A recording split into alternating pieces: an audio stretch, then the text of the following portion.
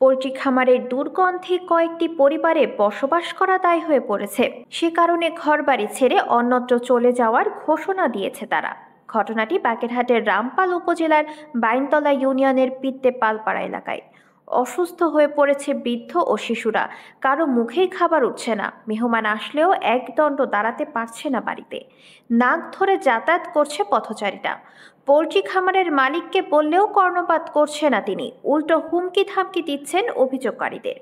বাংলাদেশ ডাক বিভাগের কর্মকর্তা পোস্টমাস্টার অশোক কুমার পাল বলেন, পোল্ট্রি খামারের দুর্গন্ধে স্থানীয় দুলাল কৃষ্ণ পাল, শঙ্কর কুমার পাল, দীপঙ্কর পাল, দিলীপ পাল, রতন পাল, সুবোধ পাল সহ কয়েকটি পরিবারের বসবাস করা দায় হয়েছে।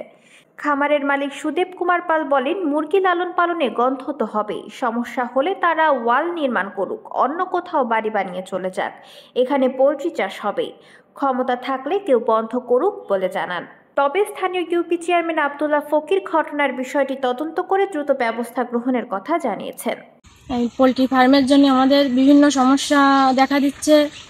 আমরা ঠিকমতো চলাফেরা করতে পারতেছি না, কাজকাম করতে পারতেছি না, খাওয়া দাওয়া করতে পারতেছি না, অসুস্থ হয়ে পড়তেছি। আমাদের ছেলে মেয়ে ঠিকমতো পড়াশোনা করতে পারতেছে না, বছরের বেশিরভাগ সময় অসুস্থ থাকে।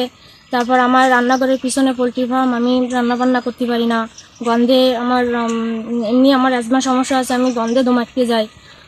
এই ধরনের বিভিন্ন সমস্যার সম্মুখীন তাদের বিভিন্নভাবে বলতেছি আমরা করতে, তা সে পরিষ্কার করে না, তারপরে সে কোনো ব্যবস্থা নেয় না, আর উল্টে আরও আমাদের হুমকি দামকি বিভিন্ন রকম কথাবার্তা উল্টোপাল্টা বলে।